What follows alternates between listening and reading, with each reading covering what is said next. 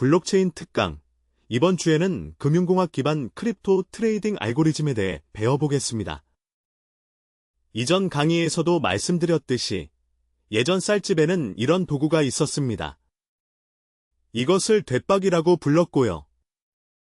돛박에 해당하는 한자어는 되개입니다. 되개의 계자는 대충 잰다는 뜻이고 정밀하게 재는 계량컵과는 다른 개념입니다. 되개의 계자에서 개념이라는 말이 파생되었습니다. 즉, 대략적인 생각이라는 뜻입니다. 그래서 개념을 잡는다, 개념을 확립한다는 말은 복잡한 내용을 틀에 맞춰 단순화하는 사고과정, 학습 과정입니다. 이번 주 강의에서도 이러한 세 가지 개념을 함께 정리해 보겠습니다. 그 세 가지 분야는 다음과 같습니다. 1부는 금융수학의 역사입니다. 2부는 퀀트 트레이딩의 동향, 3부는 크립토 정보 수집 API입니다. 1부, 금융수학의 역사에 대해서 배워보겠습니다. 본격적으로 금융 역사를 시작하기 전에 투자라는 게 얼마나 어려운 일인지 한 유명인의 사례를 통해 먼저 살펴보겠습니다. 2부는 바로 우리가 모두 알고 있는 아이작 뉴턴입니다. 수학과 물리학에서 큰 업적을 남긴 인물이죠. 그런 뉴턴은 1643년에 태어났고 1720년 무렵 남의 회사 사우스시 컴퍼니 라는 곳에 주식 투자를 하게 됩니다. 그래프에서 보시는 것처럼 처음에는 비교적 소액으로 조심스럽게 투자했습니다. 그리고 어느 정도 시간이 지난 뒤 적당한 시점에 매도해서 무려 100%의 수익을 냈습니다. 그런데 뉴턴이 매도하고 나서 보니 자기 친구는 주식을 계속 들고 있었고 훨씬 더 큰 수익을 내고 있었습니다. 그 친구가 바로 음악가 핸델이었다는 이야기도 전해집니다. 이걸 본 뉴턴은 나도 다시 들어가야겠다 고 생각하고 바로 이 지점에서 재진입합니다. 이번에는 훨씬 더 큰 금액을 투자했습니다. 그 뒤 꼭대기에서 잘 팔았으면 좋았겠지만 타이밍을 놓친 채 계속 버티고 또 버티고 또 버티다가 결국 큰 손해만 보고 남의 회사 주식을 모두 처분했습니다. 그때 뉴턴의 나이는 77세였습니다. 당시 금액으로 약 10만 파운드, 오늘날 가치로 환산하면 약 30억 원에 달하는 손실을 본 셈입니다. 그래서 뉴턴이 이런 유명한 말을 남겼죠. 천체의 움직임은 계산할 수 있어도 인간의 광기는 계산하지 못하겠다. 그럼 왜 뉴턴 같은 천재도 투자에서 큰 어려움을 느꼈을까요? 이걸 진화심리학과 행동경제학적으로 살펴보겠습니다. 우리의 행동을 지배하는 이성과 감정은 모두 오랜 진화 과정에서 형성된 메커니즘입니다. 이 진화적 패턴이 오늘날 투자 행동에도 영향을 미칩니다. 인류의 농경 생활은 겨우 최근 1만 년에 불과합니다. 즉, 인류 역사 대부분인 90 내지 95% 이상은 수렵 채집 시기였습니다. 그 수십만 년 동안 형성된 감정 메커니즘이 지금도 우리의 행동을 좌우하고 있습니다. 예를 들어 수렵 채집 시절 맹수를 만나면 즉시 공포를 느끼고 도망친 사람이 생존했습니다. 이런 본능이 현대에도 남아 있습니다. 위험에 대한 공포를 빠르게 느끼는 메커니즘이 진화에 살아남았고 지금은 투자 상황에서도 비슷하게 작동합니다. 그래서 손실 상황에서는 공포가 크게 작용해 빠르게 회피하려는 행동이 나타납니다. 이 때문에 패닉셀 같은 행동이 자주 나옵니다. 수익의 기쁨보다 손실의 두려움이 더 강하게 작용해 버티다가 결국 패닉셀을 하게 됩니다. 이를 영어로는 퍼드라고 합니다. 퍼드는 피어, 언서턴티, 다오대 약어입니다. 또 하나는 집단 행동입니다. 수렵 채집 사회에서는 집단에서 떨어지면 생존이 위험해졌기 때문에 소외를 피하려는 본능이 생겼습니다. 그래서 소외감이라는 감정이 생겼습니다. 행동경제학에서는 이를 양떼 효과 허딩이라고 합니다. 예를 들어 백화점에서 박앤세일을 하면 사람들이 단체로 몰려가죠. 남들이 사면 나도 사지 않으면 뒤처진 것 같은 소외감이 생깁니다. 투자에서도 호황기에 모두가 사면 따라 들어가는 패닉바이가 발생합니다. 이를 포모, 즉 피어 오브 미싱 아웃이라고 합니다. 결국 퍼드와 포모를 이해하고 이러한 감정을 통제하며 원칙에 따라 투자해야 성공 확률을 높일 수 있습니다. 그런 감정을 이겨내기 위해서는 원칙 기반 투자를 해야 합니다. 퍼드와 포모 때문에 처음에는 의심과 불신으로 시작해 조심스럽게 투자하다가 확신이 생기면 점점 더 많이 투자하게 되고 결국 가장 많이 사는 시점은 가격이 피크일 때입니다. 그래서 투자에 실패하게 되죠. 또 초기에 저점에서 잘 매수했다가도 가격이 크게 오르면 일부 매도를 해야 하지만 욕심 때문에 이를 제대로 못합니다. 그러다 참고 참다가 결국 가격이 크게 떨어졌을 때 공포에 팔아버리는 경우가 많습니다. 거의 바닥에서 매도하는 셈이죠. 바닥일 때 거래량이 유독 늘어나는 이유가 이것입니다. 경험 있는 투자자는 그래도 원금 회복 시 일부 환매를 하기도 합니다. 결국 비쌀 때 사고, 쌀 때 파는 잘못된 행동은 손실을 초래합니다. 이런 감정적 패턴을 이해하고 자신만의 원칙을 세워 시장에 대응하는 것이 필요합니다. 유명 투자자 레이 달리오도 원칙, 프린서펠즈이라는 책을 썼고 빌 게이츠는 그 책이 매우 가치 있는 가이드와 통찰을 제공한다고 평가했습니다. 이런 기본적인 투자 메커니즘을 이해했다면 알고리즘 트레이딩을 위해 몇 가지 거래 용어를 알아야 합니다. 대표적으로 현물, 선물, 옵션이 있습니다. 먼저 현물은 영어로 스파트입니다. 현물은 즉시 거래되는 자산으로 사면 바로 내 것이 되고 팔면 즉시 상대방에게 넘어갑니다. 그래서 체결이 빠르고 단순합니다.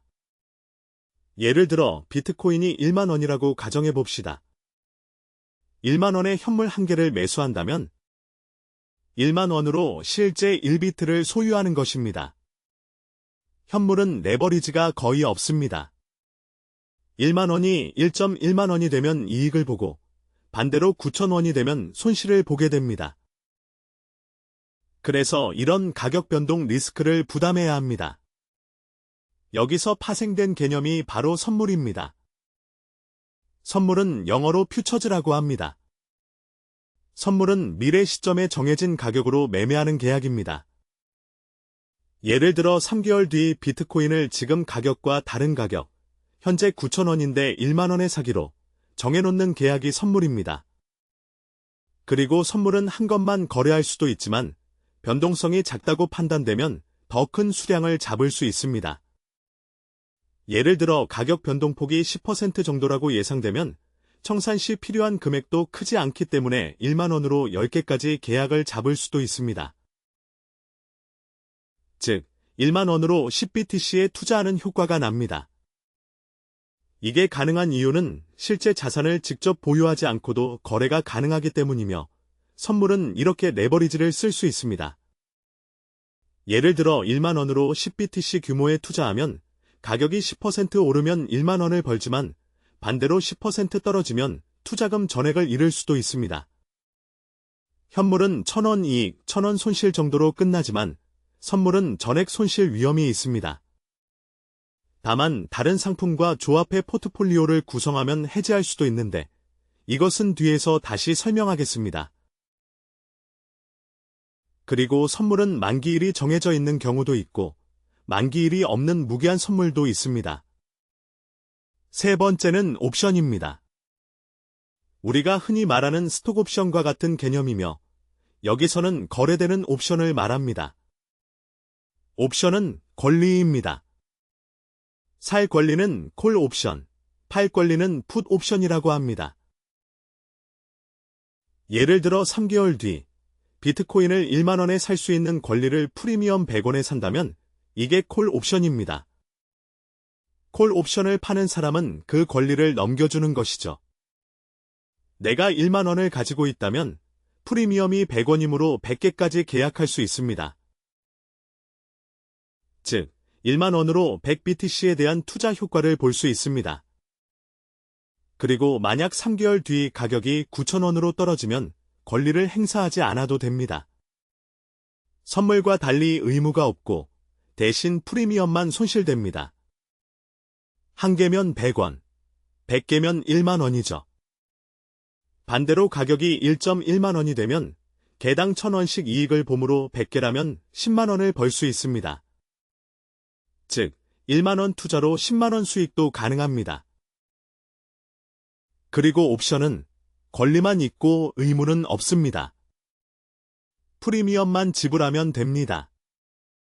다만 대량으로 옵션 거래를 하면 수익도 커질 수 있고 손실도 커질 수 있습니다. 또한 옵션은 다른 상품인 현물, 선물과 함께 섞어서 해지 수단으로도 사용할 수 있습니다. 만기일도 존재하며 구조가 더 세분화되어 있어 전략적 활용이 매우 다양합니다. 정리하면 현물은 즉시 거래, 선물은 미래 의무 계약, 옵션은 미래 거래에 대한 권리만 보유하는 것이라고 요약할 수 있습니다. 이제 금융수학 이야기를 본격적으로 해보겠습니다. 루이 바슐리에라는 분이 있습니다. 금융수학의 창시자로 알려져 있습니다. 바슐리에는 1900년, 20세기가 시작되던 해에 박사학위 논문을 썼습니다. 불어로 된 논문이고 제목에는 스페큘레이션이라는 표현이 나옵니다. 즉, 투자 투기의 이론입니다. 지도교수는 유명한 수학자 앙리 포앙카레였습니다. 바슐리에는 처음으로 금융시장의 가격 변동을 수학적으로 설명했습니다. 여기에서 사용된 개념이 바로 브라운 운동입니다. 브라운 운동을 주가 변동에 적용한 것이죠. 브라운 운동은 확률 과정, 즉 스토캐스틱 프로세스의 한 종류입니다. 그는 확률 과정의 개념을 금융에 최초로 도입했습니다. 이후 이 브라운 운동을 더 정교하게 다듬은 것이 위너 프로세스인데, 위너는 그 개념을 완성한 수학자의 이름입니다. 이 위너 프로세스가 후대의 블랙 슐즈 모형의 기반이 되었습니다. 바슐리에의 주요 성과는 자산 가격을 확률적 경로로 모델링한 것이고, 브라운 운동의 분포가 정규 분포를 따른다는 점을 이용해 자산 가격을 정규 분포로 근사했습니다. 이를 바탕으로 옵션의 공정가치를 계산하려는 시도를 했습니다. 예를 들어 3개월 뒤에 비트코인을 1만 원에 살 수 있는 옵션을 프리미엄 100원에 팔지, 110원에 팔지, 어떻게 공정하게 가격을 매길 것인가? 바슐리에는 이 문제를 수학적으로 정의하려 했습니다. 이후 위너, 이토 등이 이 흐름을 이어받아 확률적 미적분의 기초를 확립했습니다. 바슐리에의 연구는 당시에는 크게 주목받지 못했지만 20세기 후반 금융공학이 발전하면서 재조명되었고, 현대 금융수학, 금융공학의 선구자로 평가받고 있습니다. 그리고 현대 파생상품과 퀀트 트레이딩의 기반을 마련한 인물로 인정받고 있습니다. 그리고 다음으로 소개할 인물이 에드워드 소프입니다. 그는 퀀트 투자의 아버지라고 불리며 1932년생으로 아직 생존해 있습니다. 물리학 학사의 수학 박사이며 MIT 뉴멕시코 주립대 UC 어바인 등에서 활동했습니다. 소프는 카지노 게임 중 하나인 블랙잭을 연구해 플레이어가 어떻게 해야 승률을 높일 수 있는지를 수학적으로 분석했습니다. 이 과정에서 카드 카운팅이라는 개념을 처음 고안했습니다. 이 카드 카운팅 기법을 바탕으로 2008년에 영화 21이 제작되기도 했습니다. 소프는 MIT 시절 정보이론의 창시자 클로드 세넌을 만났고 함께 카지노의 룰렛을 예측하는 초기 웨어러블 컴퓨터를 만들었습니다. 관찰자 역할을 하는 한 사람이 발가락 스위치를 이용해 공이 특정 지점을 지나는 시간을 입력하면 컴퓨터가 계산한 예측 결과를 소프에게 소리 신호로 전달했습니다.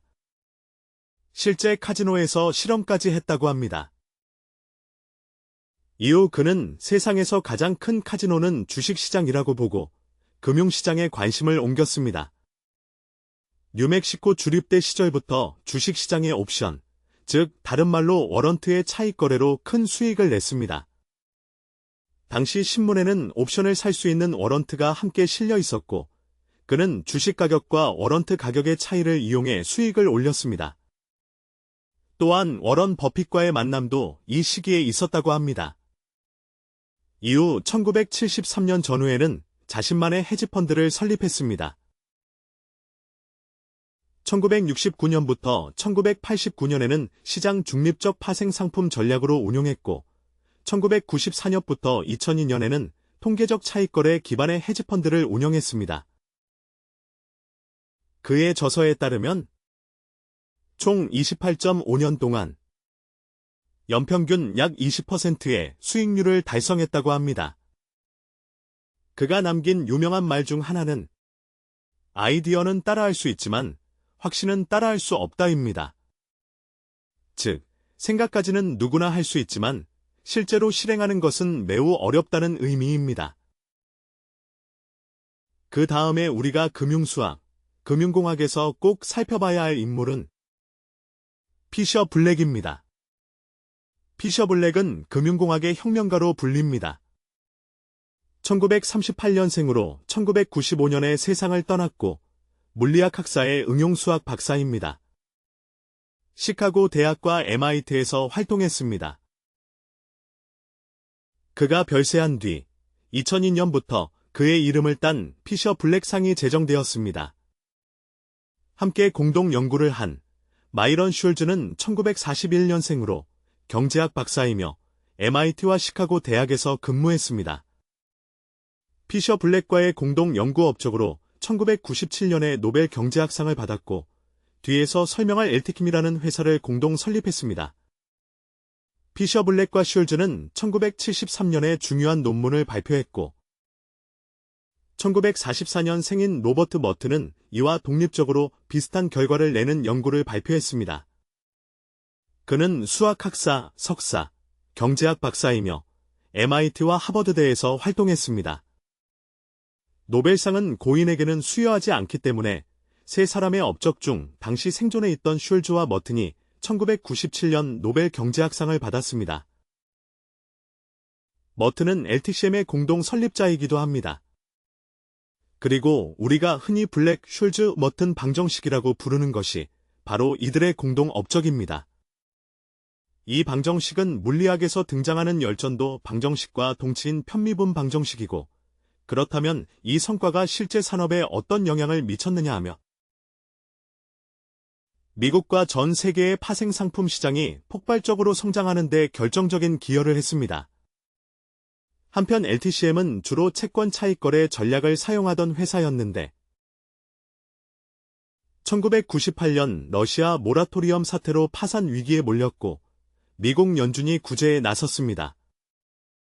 슐즈와 머튼은 그 이후에도 다른 펀드를 운용하다가 2006년에 은퇴했습니다. LTCM의 실패 이유로는 정규분포 가정의 오류와 켈리 공식의 철학을 위반한 점 등이 거론되는데 이 부분은 뒤에서 다시 자세히 설명하도록 하겠습니다. 그럼 지금까지 본 내용을 학문적으로 정리해 보겠습니다. 앞에서 소개한 바슐리의 브라운 운동이 블랙, 슐즈 방정식의 출발점입니다.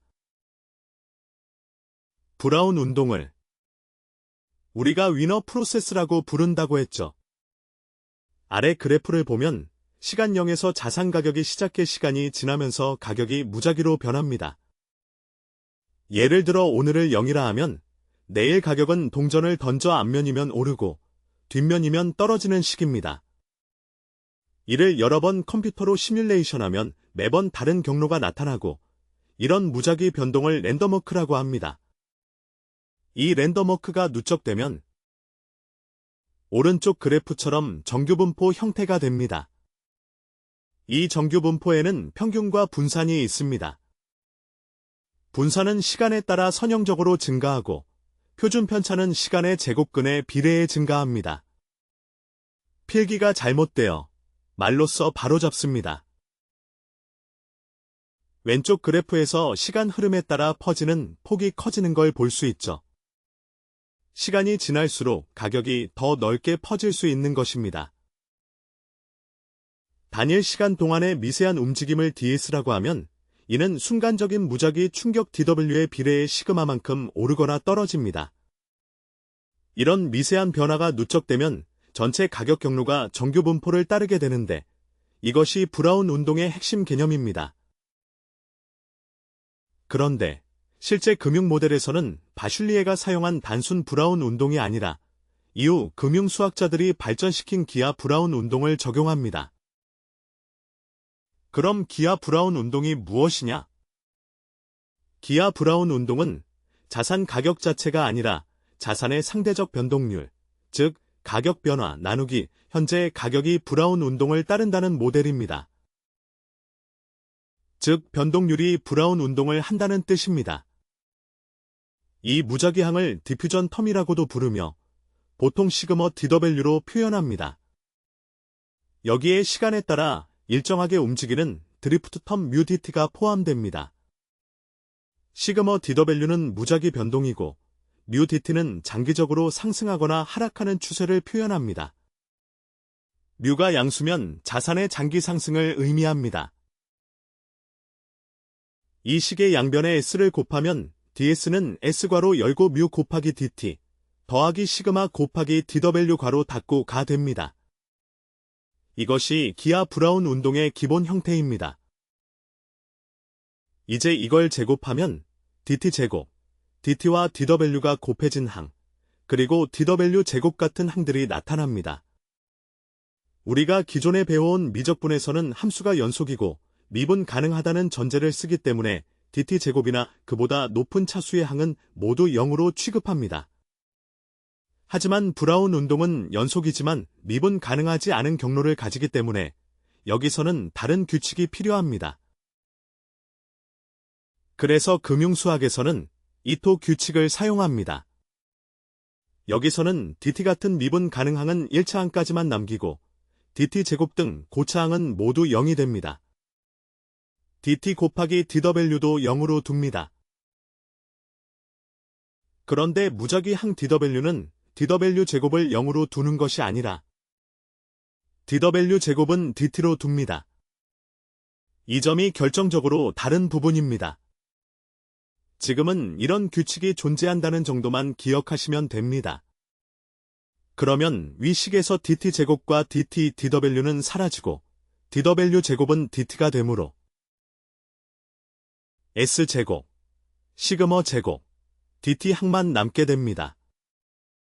이 점을 기억해 두시기 바랍니다. 이제 자산 가격의 제곱항이 브라운 운동에서 어떻게 변하는지 확인했습니다. 그럼 이를 바탕으로 확률적 미적분을 조금 더 깊게 살펴보겠습니다. 옵션 가격을 F라고 하면 옵션 가격은 시간 T와 자산 가격 S의 함수입니다. 그런데 S는 시간 T의 함수이자 무작위로 움직이는 W, 그러니까 브라운 운동의 함수입니다. 그래서 시간 T는 매끄럽게 연속적으로 흘러가지만 자산 가격 S의 경로는 연속이지만 미분이 불가능한, 즉 불규칙하게 흔들리는 움직임을 갖게 됩니다. 그래서 옵션 가격이 어떻게 변하는지 보려면 테일러 전개를 사용해야 합니다.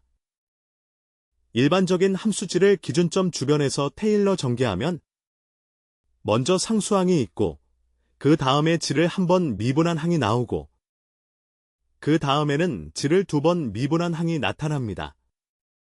그리고 그 뒤로 3번, 4번 미분한 항이 계속 이어지죠. 보통 변화량이 아주 작을 때는 2차 미분 항 이후는 무시할 수 있습니다.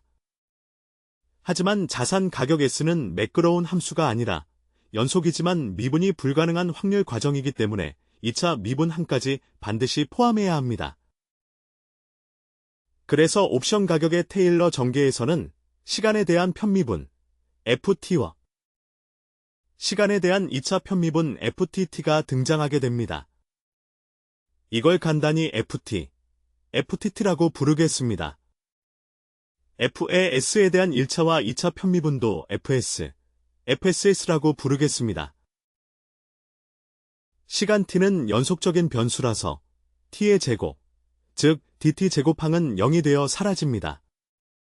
하지만 자산 가격의 변화량인 ds는 연속이지만 미분이 불가능한 확률 과정에서 나오는 변화량이기 때문에 일반 미적분에서처럼 고차항이 사라지는 것이 아니라 ds항도 남고 ds의 제곱항 역시 남게 됩니다.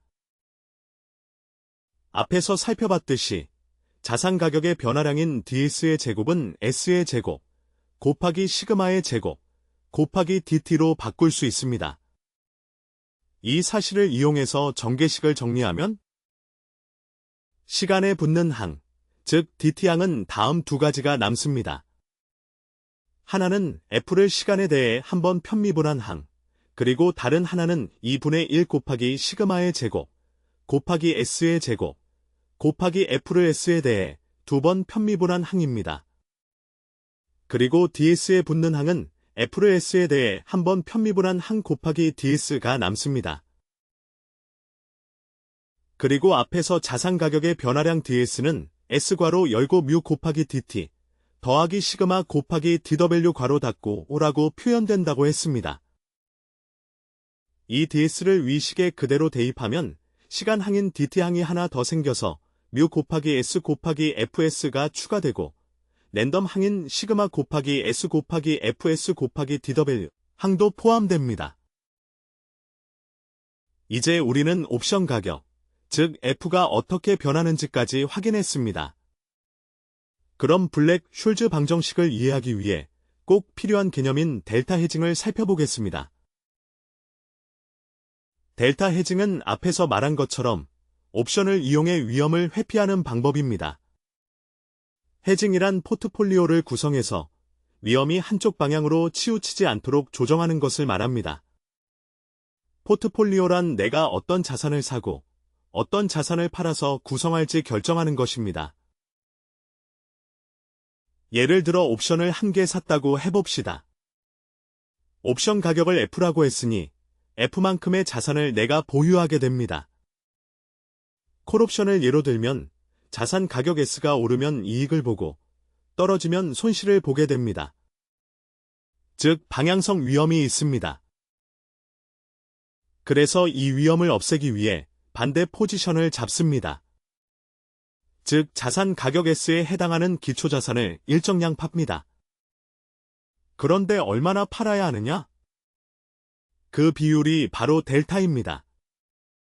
옵션 한 개를 사면서 기초자산을 델타만큼 팔아서 포트폴리오를 구성합니다. 이제 앞에서 구했던 옵션 가격 변화량 DF와 자산 가격 변화량 DS를 포트폴리오의 변화량 DP에 대입해 보겠습니다.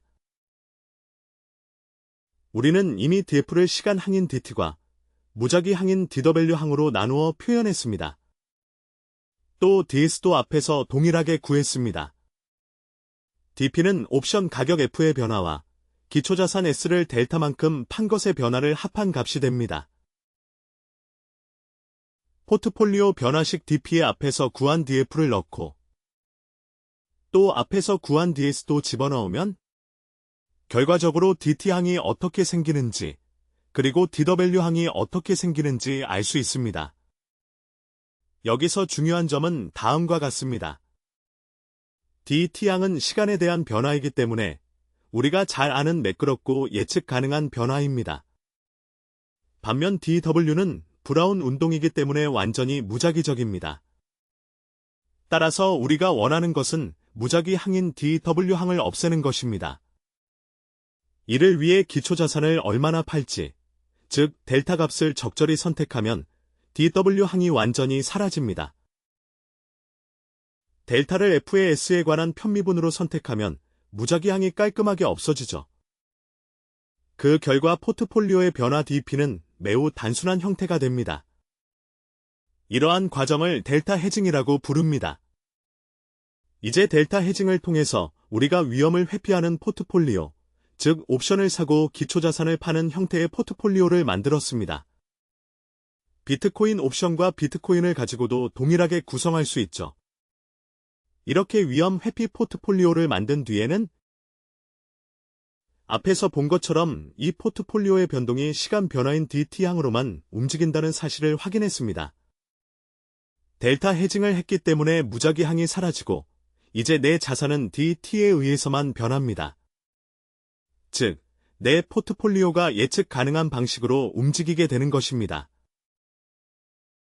그러면 이렇게 만들어진 포트폴리오가 무차익 포트폴리오, 즉 이익도 손실도 발생하지 않는 상태가 되도록 만들 수 있습니다. 무차익이라는 말은 아무런 이익을 보거나 손해를 보는 것이 아니라 정말로 말 그대로 차익이 없다는 뜻입니다. 영어로는 No Arbitrage Principle 이라고 합니다. 이 원리에 따르면 내가 투자한 만큼의 금액에 대해서는 은행에 맡겼을 때 얻을 수 있는 이자 정도만 나와야 합니다. 은행 금리를 알파벳 R로 표현하고 내 포트폴리오의 가치가 P라고 하면 아주 짧은 시간 DT 동안 얻는 이자는 P 곱하기 R 곱하기 DT가 됩니다. 그만큼만 이자가 생기면 되므로 포트폴리오 변화식의 좌변과 우변을 이렇게 구성하고 DT항으로 나누어 정리한 후에 우변에 있던 R 곱하기 S 곱하기 FS 항을 좌변으로 넘기게 됩니다. 그렇게 정리하면 블랙-슐즈머튼 방정식이 나오게 됩니다. 자, 그러면 이제 방금 우리가 구한 블랙-슐즈 방정식을 다시 보겠습니다. 이 방정식은 자산 가격 S와 시간 T의 함수입니다. 그런데 이 형태 그대로는 풀기가 쉽지 않기 때문에 변수 변환을 해서 더 단순한 꼴로 바꿉니다. 지금까지는 시간 T와 자산 가격 S를 변수로 썼는데 이제는 T 대신에 타우라는 새로운 시간 변수, 그리고 S를 로그 변환한 새로운 변수 Y를 사용합니다. 여기서 타우는 만기까지 남은 시간을 뜻합니다. 즉, 지금 시점에서 옵션 만기일까지 앞으로 얼마나 시간이 남았는지를 나타내는 변수입니다. X는 행사 가격, 즉 만기 때 주식을 얼마에 샀거나 팔기로 약속한 가격입니다. 행사 가격이라는 것은 만기가 되었을 때 나는 이 주식을 얼마에 사겠다 혹은 얼마에 팔겠다 하고 미리 정해놓은 그 가격입니다. 또 R은 아까 말한 이자율이고 시그마는 자산 가격의 변동성을 나타냅니다. 이 변수들을 이용해 옵션 가격 F를 어떤 상수배와 새로운 함수지로 다시 표현할 수 있습니다. 즉, F를 이자율과 만기까지 남은 시간 타우를 이용한 지수함수와 G라는 새로운 함수의 곱으로 바꾸었으면 방정식의 오른쪽이 훨씬 단순한 모습으로 정리됩니다. 이렇게 변수 변환을 하고 나면 결과적으로 얻어지는 방정식은 수학자들과 물리학자들에게 매우 익숙한 열 방정식이 됩니다. 열 방정식은 예를 들어 쇠막대 안에서 열이 어떻게 퍼지는지를 설명할 때 사용하는 방정식입니다. 이 열 방정식을 다른 말로 확산 방정식, 영어로 디퓨전 이퀘이션이라고도 부릅니다. 이 두 표현은 같은 의미입니다. 이 방정식의 해, 즉 풀이는 이미 수학에서 아주 잘 알려져 있습니다. 따라서 그 공식을 그대로 가져와서 이 경우에 적용하면 오른쪽 아래와 같은 형태의 해, 즉 G라는 함수의 해를 얻을 수 있습니다. 이렇게 얻어진 해는 이제 새로운 변수들인 타우와 Y의 함수입니다. 이제 마지막으로 이 타우와 Y를 다시 원래의 시간 T와 자산 가격 S로 되돌리는, 즉 역변수 변환을 해주면 처음에 우리가 다루던 시간 T와 자산 가격 S의 함수 형태로 블랙-슐즈 모형의 해를 다시 표현할 수 있습니다. 겉보기에는 식이 꽤 복잡해 보이지만 자세히 들여다보면 이 해가 정규 분포의 누적 분포 함수, 영어로 CDF, 형태로 나타난다는 것을 알 수 있습니다. 누적 분포 함수란 확률 밀도 함수를 어떤 기준점부터 적분해서 얻는 함수를 말합니다. 이런 과정을 통해 블랙-슐즈 방정식의 해가 완성됩니다. 이제 이 블랙-슐즈 공식으로 계산된 값을 그래프로 그려보겠습니다. 예를 들어 콜옵션을 생각해 봅시다. 콜옵션은 어떤 자산을 미래에 매수할 수 있는 권리, 즉 사는 권리를 의미합니다. 현재 가격이 정확히 얼마일지는 모르지만 예를 들어 자산 가격이 250원에서 300원 사이로 움직이고 있다고 해보겠습니다. 그 상황에서 나는 이 자산을 280원에 살 수 있는 권리를 가지고 있다고 가정합니다. 지금 시점을 파란색 곡선으로 표시한다고 하면 280원에 살 수 있는 권리가 있다는 뜻은 만약 현재 가격이 280원보다 낮다면 예를 들어 260원이라면 굳이 옵션을 행사할 필요가 없죠. 280원 주고 살 필요가 없으니까요.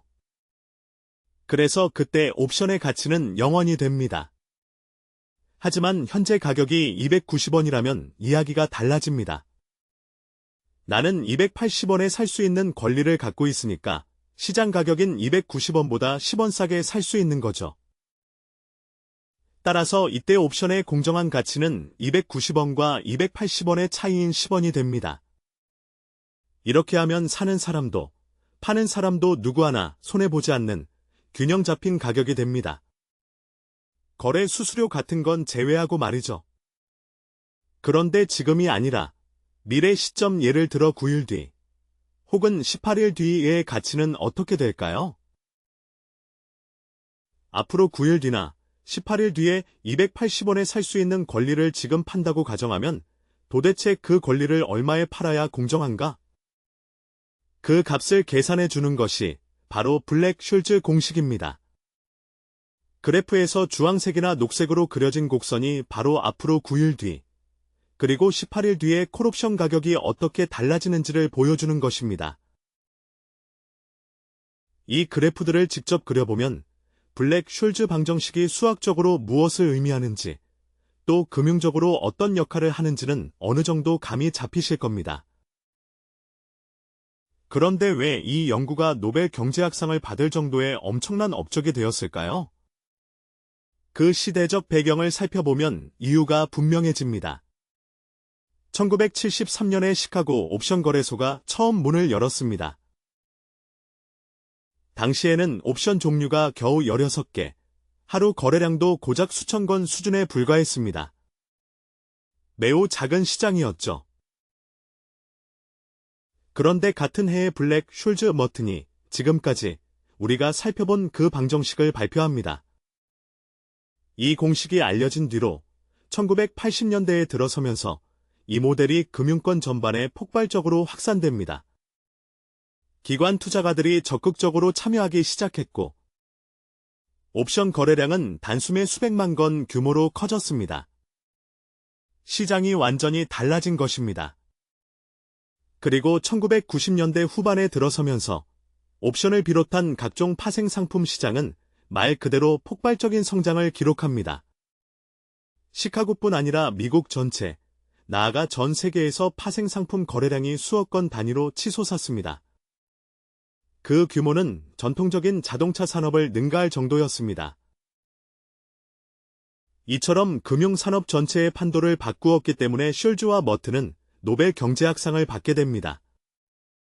왼쪽에 보이는 그래프는 2014년에 그려진 것인데 그 해의 연간 옵션 거래량이 40억 건을 넘어서며 1973년과 비교하면 수천 배가 넘는 증가를 기록했습니다.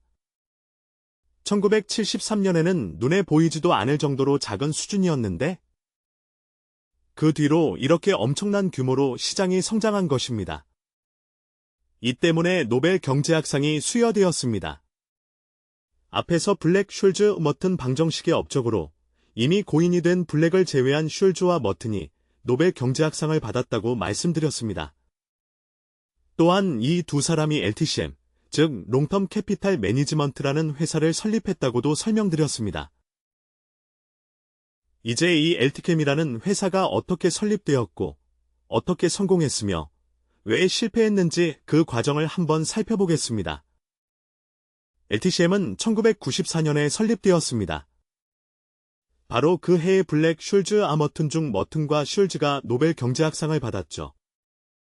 이 회사를 실제로 주도한 사람은 살로몬 브라더스라는 투자은행의 부회장이었던 존 메리웨더라는 인물입니다. 여기에 노벨상 수상자인 슐즈와 머튼이 직접 참여했고 블랙슐즈 같은 모델뿐 아니라 그 외에 다양한 수학적 모델과 차익거래 전략을 활용해 수익을 내는 회사였습니다. 그리고 이 회사는 레버리지를 적극적으로 사용해 수익을 극대화하는 전략을 사용했습니다. 결과적으로 초반에는 굉장히 잘 나갔습니다. 1994년부터 1997년까지 채권, 주식, 각종 파생 상품을 조합하여 사실상 무위험 차익거래에 가까운 포지션을 만들었고, 이를 통해 매우 큰 수익을 지속적으로 올렸습니다. 이때 레버리지를 25배 이상으로 안정적으로 운용하면서 엄청난 수익을 만들어냈습니다. 그래서 1997년에는 총 운용 자산이 1000억 달러, 원화로 약 140조 원을 넘어섰습니다. 웬만한 국가의 연간 예산보다 훨씬 큰 규모였습니다. 또 연평균 40% 이상의 수익률을 내면서 천재들의 펀드라는 명성을 얻었습니다. 그런데 1998년에 상상도 못한 사건이 벌어집니다. 러시아가 갑자기 국채 디폴트, 즉 국가부도 선언을 한 것입니다. 국가가 발행한 국채가 부도날 거라고는 보통 상상하지 않죠. 하지만 실제로 그런 일이 벌어졌습니다. 이 사건으로 전 세계 채권 시장에서 매수 가격과 매도 가격의 스프레드, 즉 가격 차이가 크게 벌어졌습니다. 사려는 사람은 거의 없고 팔려는 사람만 많아진 겁니다. LTCM의 모든 모델은 기본적으로 가격이 평균으로 되돌아간다는 전제, 즉 평균 회귀 가정을 기반으로 했습니다. 가격 차이가 벌어져도 언젠가는 다시 좁혀질 것이다. 평균으로 돌아올 것이다. 그게 모델의 핵심이었습니다. 그래서 지금은 아주 싸다라고 판단하고 지속해서 매입했습니다. 하지만 이 가정이 완전히 무너졌습니다. 손실은 계속 커지는데 레버리지를 크게 쓴 상태에서 추가 투자까지 이어갔습니다. 멈춰야 할 시점에 멈추지 못한 것이죠. 즉, 빚을 내서 계속 투자를 한 것입니다. 결국 이 회사는 미국 연준의 구제금융을 받게 됩니다. 규모가 워낙 크다 보니 이 회사가 무너지면 도미노처럼 전 세계 금융시장 전체가 붕괴할 위험이 있었기 때문입니다. 실패의 이유를 살펴보면 첫 번째는 브라운 운동 기반의 정규분포, 가정이 틀렸다는 점입니다. 정규분포는 극단적인 사건의 확률이 아주 작다고 가정합니다. 그리고 양 끝의 꼬리 부분, 즉 테일은 확률이 거의 0에 가깝다고 보죠. 그렇게 꼬리가 얇게 떨어지는 분포를 얇은 꼬리라고 부릅니다. 러시아 국채 디폴트 같은 사건은 정규 분포에서는 거의 발생하지 않는 수준의 극도로 작은 확률입니다. 우주가 존재하는 동안 한번 발생할까 말까 한 수준이라는 뜻이죠. 그런데 실제로 일어났습니다. 즉, 실제 금융시장은 정규 분포처럼 얇은 꼬리가 아니라 두꺼운 꼬리, 즉 극단적 사건이 더 자주 일어나는 분포를 가지고 있습니다. 이러한 현상을 블랙스완, 즉 검은 백조라고도 부릅니다. 예상할 수 없는 대사건을 뜻합니다. 이 두꺼운 꼬리 현상은 경제학자 나심 탈레브가 지적한 내용이기도 합니다. 실제 시장은 단순한 정규분포 모델과는 다릅니다. 즉, 실제 시장은 정규분포 가정이 틀릴 수 있다는 점을 우리가 반드시 알아야 합니다. 시장에는 두꺼운 꼬리가 존재합니다. 두 번째 문제는 레버리지입니다. 극단적인 사건이 벌어지더라도 버틸 수만 있다면 장기적으로는 회복됩니다. 실제로 채권 시장도 결국은 회복했습니다. 하지만 회복까지 버틸 수 있는 시간이 상상보다 훨씬 길 수 있습니다. 그래서 과도한 레버리지를 쓰면 버티지 못하고 파산하는 것이죠. 여기서 켈리 공식이라는 개념이 등장합니다. 켈리 공식은 생존 가능한 수준에서만 투자하라는 철학을 담고 있으며 현재 수익과 손실을 기준으로 얼마나 투자해야 하는지 비율을 알려줍니다. LTCM은 이 켈리 공식을 무시했고 그게 치명적인 실패 요인이 되었습니다. 즉, 레버리지는 생존 가능한 수준까지만 사용해야 합니다. 이 사례는 켈리 공식에 기반한 비율 투자가 왜 바람직한지를 보여주는 뚜렷한 교훈입니다. 심지어 노벨상 수상자들조차도 이 원칙을 어기면 이렇게 크게 실패할 수 있다는 사실을 잘 보여줍니다. 이렇게 해서 1부에서는 금융시장의 역사를 간략히 살펴보았고, 이제 2부에서는 퀀트 트레이딩의 동향에 대해 학습하도록 하겠습니다.